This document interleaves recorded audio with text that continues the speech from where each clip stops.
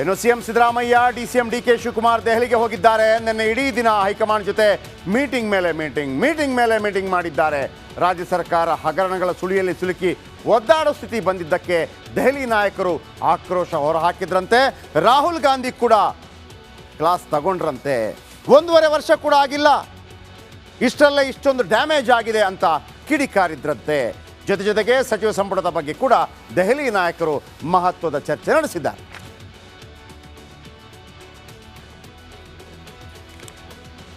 ನೋಡಿ, ಏನು ಸಚಿವರಿಗೆ ಶಾಕ್, ಕೆಲವರು ಬದಲಾಗ್ತಾರಂತೆ. ನಾಳೆ ಕ್ಯಾಬಿನೆಟ್ ಮೀಟಿಂಗ್ ನಡೆಯುತ್ತೆ ಗುರುವಾರ. ಸಚಿವರಿಗೆ ಲೋಕಸಭಾ ಚುನಾವಣೆಯಲ್ಲಿ ಕೆಲವರು ತಟಸ್ಥರಾಗಿದ್ದಾರೆ, ಪಕ್ಷಕ್ಕಾಗಿ ಕೆಲಸ ಮಾಡಲಿಲ್ಲ. ಕೆಲವು ಸಚಿವರು ಚುನಾವಣೆಯಲ್ಲಿ ಕೆಲಸ ಮಾಡಿಲ್ಲ, ಲೀಡೇ ಬಂದಿಲ್ಲ. ಸಚಿವರ ವಿರುದ್ಧ ಕಾರ್ಯಕರ್ತರೇ ದೂರು ಕೊಟ್ಟಿದ್ದಾರಂತೆ. 3ರಿಂದ 4 ಸಚಿವರನ್ನು ಕೈ ಬಿಡಬೇಕು, 3ರಿಂದ 4 ಸಚಿವರು ಕೈ ಬಿಡಬೇಕು, ಮತ್ತಷ್ಟು ಖಾತೆಗಳ ಮರು ಹಂಚಿಕೆ ಮಾಡಬೇಕು. ಸಿದ್ದರಾಮಯ್ಯ ಡಿಕೆಶಿ ಮುಂದೆ ದೆಹಲಿ ನಾಯಕರು ಹೇಳಿದ್ದಾರಂತೆ. ಇಂದು ಕೂಡ ಖರ್ಗೆ ನೇತೃತ್ವದಲ್ಲಿ, ಮಲ್ಲಿಕಾರ್ಜುನ ಖರ್ಗೆ ಅವರ ನೇತೃತ್ವದಲ್ಲಿ ಮೀಟಿಂಗ್ ಆಗತ್ತೆ. ಯಾರೆಲ್ಲ ಕೆಲಸ ಮಾಡಿಲ್ಲ ಎಲ್ಲ ಸಚಿವರನ್ನು ಕೈ ಬಿಡಿ ಅಂತ ವಾರ್ನ್ ಮಾಡುವಂಥ ಸಾಧ್ಯತೆ ಇದೆ. ಸಂಪುಟ ಸರ್ಕಸ್ ಬಗ್ಗೆ ಇಂದು ದೆಹಲಿಯಲ್ಲಿ ಮಹತ್ವದ ನಿರ್ಧಾರ ಆಗತ್ತೆ ಅನ್ನುವಂಥ ಮಾತುಗಳು ಕೇಳಿ ಬರ್ತಾ ಇದೆ. ಓಕೆ, ಯಾರ್ಯಾರನ್ನ ಕೈ ಬಿಡಬಹುದು? ನಂಬರ್ 1 ಶಿವಾನಂದ ಪಾಟೀಲ್ ಸಕ್ಕರೆ ಸಚಿವರು. ಇವರ ಪುತ್ರಿಗೆ ಈ ಬಾರಿ MP ಟಿಕೆಟ್ ನೀಡಲಾಗಿತ್ತು, ಆದರೆ ಸಂಯುಕ್ತ ಪಾಟೀಲ್ ಅವರಿಗೆ ಗೆದ್ದು ಬರಲಿಲ್ಲ. ಸ್ವತಃ ತಮ್ಮ ಕ್ಷೇತ್ರಗಳಲ್ಲೇ ಲೀಡ್ ಕೊಡೋಕ್ಕಾಗಿಲ್ಲ. ಜೊತೆಗೆ ಸದಾ ವಿವಾದದಲ್ಲೇ ಸಿಲುಕೋ ಸಕ್ಕರೆ ಸಚಿವ ಹೈದರಾಬಾದ್ನಲ್ಲಿ ಡ್ಯಾನ್ಸ್ ಮಾಡಿದ್ರು, ಹಣ ತೂರಿದ್ರು, ದೊಡ್ಡ ಮಟ್ಟದಲ್ಲಿ ಡ್ಯಾಮೇಜ್ ಆಗಿತ್ತು. ಆ ನಂತರ ಪರಿಹಾರಕ್ಕಾಗಿ ರೈತರು ಆತ್ಮಹತ್ಯೆ ಮಾಡ್ಕೋತಾರೆ, 5 ಲಕ್ಷ ಸಿಗತ್ತೆ ಅಂಥೇಳಿ ಒಂದು ಉಡಾಫೆ ಹೇಳಿಕೆಯನ್ನು ಕೊಟ್ಟಿದ್ದರು. ಅದು ಕೂಡ ಸಾಕಷ್ಟು ದೊಡ್ಡ ಮಟ್ಟದಲ್ಲಿ ಅವಹೇಳನಕಾರಿ ಮಾತಾಗಿತ್ತು ರೈತರ ಬಗ್ಗೆ. ಆಮೇಲೆ ಅದನ್ನು ರಿಪೀಟ್ ಮಾಡಿದ್ರು ಕೂಡ. ಸೊ ಹಾಗಾಗಿ ಶಿವಾನಂದ ಪಾಟೀಲ್ ಅವರ ಸಚಿವಗಿರಿ ಹೋಗತ್ತೆ ಅನ್ನುವಂಥ ಸುದ್ದಿಗಳು ದೆಹಲಿ ವಲಯದಿಂದ ಬರ್ತಾ ಇದೆ. ಇನ್ನು ಬಿ ನಾಗೇಂದ್ರ ಆಲ್ರೆಡಿ ಕೊಟ್ಟಾಗಿದೆ. ಬಿ ನಾಗೇಂದ್ರ ವಾಲ್ಮೀಕಿ ಹಗರಣದಲ್ಲಿ ತಲೆದಂಡ ಆಗಿದೆ, ಈಗಾಗಲೇ ರಾಜೀನಾಮೆ ಕೊಟ್ಟಿರುವಂಥ ನಾಗೇಂದ್ರ. ಇನ್ನು 3ನೇದಾಗಿ ಡಿ ಸುಧಾಕರ್ ಇವರ ಮೇಲೆ ಹಲವು ಆರೋಪ ಇದೆ. ಭೂಕಬಳಿಕೆ ಆರೋಪ, ಜಾತಿ ನಿಂದನೆ ಆರೋಪ, ಯಲಹಂಕ ಪೊಲೀಸ್ ಠಾಣೆಯಲ್ಲಿ FIR ಅಟ್ರಾಸಿಟಿ ಕಾಯ್ದೆಯಡಿ ಪ್ರಕರಣ ದಾಖಲಾಗಿದೆ. ಸೊ ಹಾಗಾಗಿ ಸುಧಾಕರ್ ಅವರನ್ನು ಕೈ ಬಿಡುವಂಥ ಸಾಧ್ಯತೆ ಇದೆ. ಇನ್ನು ಮತ್ತೊಬ್ಬರು ಸಚಿವರಿಗೆ ಕೋಕ್ ಸಾಧ್ಯತೆ, ಅಂದರೆ ಇಬ್ಬರು, ಒಟ್ಟು 4ರಿಂದ 5 ಇವರು ಲೋಕಸಭೆಯಲ್ಲಿ ಕೆಲಸ ಮಾಡದ ಸಚಿವರು ಯಾರೆಲ್ಲ ಇದ್ದಾರೆ ಅವರಿಗೆ ಕೋಕ್ ಕೊಡ್ತಾರೆ. ಕೆಲಸ ಮಾಡದ ಮಂತ್ರಿಗೆ ಗೇಟ್ ಪಾಸ್ ಸಿಗತ್ತಂತೆ. 4ರಿಂದ 5 ತಮ್ಮ ಸಚಿವ ಸ್ಥಾನ ಕಳೆದುಕೊಳ್ತಾರೆ. ಅಲ್ಲಿಗೆ ಹೊಸ ಮುಖ ಬರುವಂಥ ಸಾಧ್ಯತೆ ಇದೆ. ಯಾರೆಲ್ಲ ಬರ್ತಾರೆ ಬನ್ನಿ ನೋಡೋಣ. ಚಾನ್ಸ್ ಯಾರಿಗೆ? KM ಶಿವಲಿಂಗೇಗೌಡರು ಅರಸೀಕೆರೆ, ವೆರಿ ಫಸ್ಟ್ ಟೈಮ್ ಕಾಂಗ್ರೆಸ್ನಿಂದ MLA ಆಗಿದ್ದಾರೆ. JDS ಅಲ್ಲಿದ್ದರು. ಬಹಳ ಅದ್ಭುತವಾದಂತಹ ಸದನಪಟು KM ಶಿವಲಿಂಗೇಗೌಡರಿಗೆ ಅರಸೀಕೆರೆ.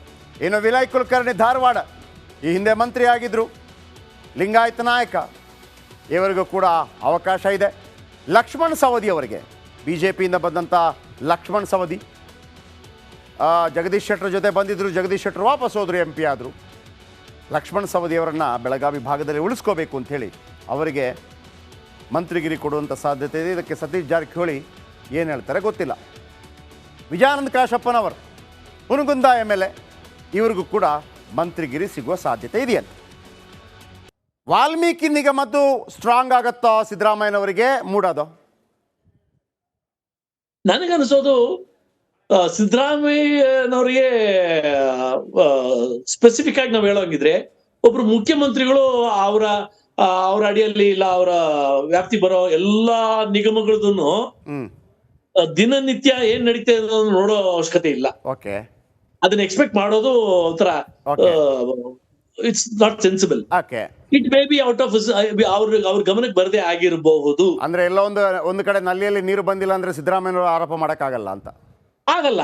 ಈಗ ನೀವು ಪಾರ್ಲಿಮೆಂಟ್ ಎಂಪಿಗೆ ನಮ್ಮ ಕ್ರಾಸ್ ಅಲ್ಲಿ ನೀರು ಬಂದಿಲ್ಲ ಅಂತ ಹೇಳಿದ್ರೆ ಪಾರ್ಲಿಮೆಂಟ್ MP ಅದನ್ನ ನೋಡೋದು. ಆ ಮಟ್ಟಕ್ಕೆ ನಾನು ತಗೊಂಡು ಹೋಗ್ದಿರಿದ್ರು ಸಿದ್ದರಾಮಯ್ಯನವರಿಗೆ ಡೈರೆಕ್ಟ್ ಆಗಿ ಗೊತ್ತಿಲ್ಲದೆ ಇರಬಹುದು. ಆದ್ರೆ ಈ ವಿಚಾರದಲ್ಲಿ ಅವ್ರ ಜಮೀನು, ಸ್ವಂತ ಜಮೀನು, ಆಮೇಲೆ 2021 ಈ ಅಲಾಟ್ಮೆಂಟ್ ಆಗುತ್ತಲ್ಲ, ಮೂಡ ಮೀಟಿಂಗ್ಗಳಲ್ಲಿ 2 ಪ್ರಮುಖ ಮೀಟಿಂಗ್ಗಳಲ್ಲಿ ಸಿದ್ದರಾಮಯ್ಯನವರ ಧರ್ಮಪತ್ನಿಗೆ ಅಲಾಟ್ಮೆಂಟ್ ಮಾಡಬೇಕು ಅನ್ನೋ ಒಂದು ಡಿಸಿಷನ್ ತಗೊಳ್ಳೋಂತ ಮೀಟಿಂಗ್ಗಳಲ್ಲಿ ಯತೀಂದ್ರ ಅವರು ಇದ್ದಾರೆ ಆಸ್ ಎನ್ MLA. ಓಕೆ, ಈಗ ಇನ್ನೊಂದು ಪ್ರಶ್ನೆ ಅಲ್ಲಿ ಉದ್ಭವ ಆಗುತ್ತೆ. ಹಾಗಿದ್ರೆ ನಾನು ವಾಪಸ್ ಕೊಡ್ತೀನಿ, ನನಗೆ 63 ಕೋಟಿ ಕೊಡಿ ಅಂತ ಕೇಳ್ತಾರೆ, ಅದು ಮಾನ್ಯ ಆಗತ್ತಾ? ಈಗ ನಾನು ನಿಮ್ಗೊಂದು ಕೇಳ್ತೀನಿ, ಅದನ್ನೇ ಸ್ಟಾರ್ಟ್ ಮಾಡಿದ್ದೆ, ಬಿಟ್ಬಿಟ್ವಿ. ಬೂದ್ಗೇರಿ ಕ್ರಾಸ್ ಅಲ್ಲಿ ಅಕ್ವೈರ್ ಆಗಿರೋದಕ್ಕೆ ನೀವು ಸದಾಶಿವನಗರ ರೇಟ್ ಕೇಳಕ್ಕಾಗುತ್ತಾ? ಓಕೆ, ಈಗ ಸದಾಶಿವನಗರಲ್ಲಿ ನೀವು ಅಕ್ವೈರ್ ಮಾಡ್ಕೊಂಡ್ರೋ ಪ್ಯಾಲೇಸ್ ಜಮೀನಿಗೆ ನಾನು ಪೇಪರ್ ಅಲ್ಲಿ ಓದಿದ್ದು, ದಾಖಲೆಗಳಿಲ್ಲ, ಎಷ್ಟು ಕೊಟ್ಟಿದ್ದೀರಾ? ಬೂದ್ಗೇರಿ ಕ್ರಾಸ್ ಅಲ್ಲಿ ಅಕ್ವೈರ್ ಆದ್ರೆ ಎಷ್ಟು ಕೊಡ್ತೀರೋ ಅದನ್ನ ಸದಾಶಿವನಗರಲ್ಲಿ ಕೊಟ್ಟಿದ್ದೀರಾ ಪ್ಯಾಲೇಸ್ ಗ್ರೌಂಡ್ಗೆ? ಬಟ್ ಮೂಡ ಬೈಲಾದಲ್ಲಿ ಇದೆಯಲ್ಲ, ನೀವು ತಗೊಳ್ಬಹುದು ಅಂತ ಇದೆಯಲ್ಲ? ನೋ, ಯಾವ ಬೈಲಾ ಅಲ್ಲಿದೆ? ಬೈಲಾದಲ್ಲಿ ಇಲ್ಲ, ಬೈಲಾದಲ್ಲಿ ನಾನು ಹಂಗ ಹೇಳ್ತಾ ಇಲ್ಲ, ನೀವು ಜಾಗ ನೀವು ಎಲ್ಲಿ ಬೇಕಿದ್ರು ತಗೋಬಹುದು ಅಂತ. ಇಲ್ಲ, ಸಿ ಒಂದು ನೇಮ ಇದೆ ಎವ್ರಿವೇರ್. ನೀವು ಎಲ್ಲಿ ಬೇಕಾದ್ರೂ ಇಡೀ ರಾಜ್ಯದಲ್ಲಿ ಯಾವ್ಯಾವ ಅರ್ಬನ್ ಡೆವಲಪ್ಮೆಂಟ್ ಬಾಡೀಸ್ ಇದೆಯೋ ಅಲ್ಲಿ ನೋಡ್ಕೊಳ್ಳಿ. ಅವರು ಕಾಂಪನ್ಸೇಟರಿ ಸೈಟ್ ಕೊಟ್ಟಾಗ ಆ ಸೈಟ್ ಅಲ್ಲಿ ಎಲ್ಲಿ ಅಕ್ವೈರ್ ಆಗಿದೆಯೋ ಅಲ್ಲೇ ಜಮೀನ್ ಇದ್ರೆ ಕೊಡ್ಬೇಕಲ್ಲೇ. ಓಕೆ, ಇದ್ರಲ್ಲಿತ್ತು ಇನ್ನ ಇದೆ ಕೆಸರೆ ಗ್ರಾಮದಲ್ಲಿ. ಹಾಗಿದ್ರೆ ನಿಮ್ಮ ದೂರಿನ ಆಧಾರದ ಮೇಲೆ ಪ್ರಾಸಿಕ್ಯೂಷನ್ಗೆ ಅನುಮತಿ ಕೊಡ್ತಾರೆ ಅನ್ನುವಂಥ ವಿಶ್ವಾಸ ನಿಮಗಿದೆ? 100%. ಯಾಕಂದ್ರೆ 1.5 ಗಂಟೆ ಗವರ್ನರು ಎವ್ರಿ ಪ್ಯಾರಾಗ್ರಾಫ್ ನಾನು ಒಂದೊಂದನ್ನೇ ಹೇಳಿದ್ದನ್ನ 1.5 ಗಂಟೆ, ನಾನೇನ್ ಮುಖ್ಯಮಂತ್ರಿನ 1.5 ಗಂಟೆ ಗವರ್ನರ್ ಕೂತ್ಕೊಂಡು ಹತ್ರ ಮಾತಾಡಕ್ಕೆ. ಥ್ಯಾಂಕ್ ಯು ಅಬ್ರಾಮ್ ಅವರೇ, ನಮ್ಮ ಜೊತೆ ಸುದೀರ್ಘವಾಗಿ ಮಾತಾಡಿದ್ರಿ. ನಾವು ಕೂಡ ಜನರಿಗೆ ಅರ್ಥ ಮಾಡಿಸುವಂಥ ಪ್ರಯತ್ನವನ್ನು ಮಾಡಿದೆ. ಎಸ್ ವೀಕ್ಷಕರೇ, ಇದು TJ ಅಬ್ರಾಮ್ ಅವರ ಹೇಳಿಕೆ. ಅವ್ರು ಹೇಳ್ತಾರೆ ಎಲ್ಲಿ ತಪ್ಪಾಗತ್ತೆ ಅದು ದಲಿತ, ನೋಡಿ ಇಲ್ಲಿ ತನಕ ದಲಿತ ಭೂಮಿ ಅದು ಇಶ್ಯೂನೇ ಬರಲ್ಲ ಅಂತಾರೆ ಅವರು. ದಲಿತ ಭೂಮಿ ಇಶ್ಯೂನೇ ಬರಲ್ಲ. ಆದರೆ ಯಾವಾಗ ಆ ಜಾಗವನ್ನು ಮಲ್ಲಿಕಾರ್ಜುನಯ್ಯ ಅವರು ತಗೊಂಡಿದ್ದಾರೆ ಅದು ಕೃಷಿ ಭೂಮಿ ಆಗಿರಲಿಲ್ಲ, ವಸತಿ ಯೋಗ್ಯ ಭೂಮಿಯಾಗಿ ಕನ್ವರ್ಟ್ ಆಗಿತ್ತು, ಅದನ್ನು ಮತ್ತೆ ಕೃಷಿ ಭೂಮಿ ಅಂತ ಹೇಳ್ತಾರೆ. ಅದಕ್ಕೆ ರುಜುವು ಹಾಕಿರೋದು ತಹಶೀಲ್ದಾರ್, ಅದು ತಪ್ಪಾಗತ್ತೆ. ಅದಕ್ಕೆ ರುಜುವು ಹಾಕಿರೋದು ಜಿಲ್ಲಾಧಿಕಾರಿ, ಅದು ತಪ್ಪಾಗತ್ತೆ. ಈ ಕಾರಣಕ್ಕಾಗಿ 1.5 ಗಂಟೆಗಳ ಕಾಲ ನನ್ನ ಜೊತೆ ಮಾತಾಡಿದ್ರು ರಾಜ್ಯಪಾಲರು. ಇದು ಪ್ರಾಸಿಕ್ಯೂಷನ್ಗೆ ಅನುಮತಿ ಕೊಡಿ ಅಂತ ಕೇಳಿದ್ದೀನಿ, ಕೊಡ್ತಾರೆ ಅನ್ನುವಂಥ ವಿಶ್ವಾಸ ಇದೆ. ಇದು ಒಂದು ವೇಳೆ ನಿಜವೇ ಆದರೆ ಸಿದ್ದರಾಮಯ್ಯನವರಿಗೆ ಕಂಟಕ ತಪ್ಪಿದ್ದಲ್ಲ. ಎಸ್, ಬನ್ನಿ ಮುಂದಿನ ಸುದ್ದಿ ನೋಡೋಣ.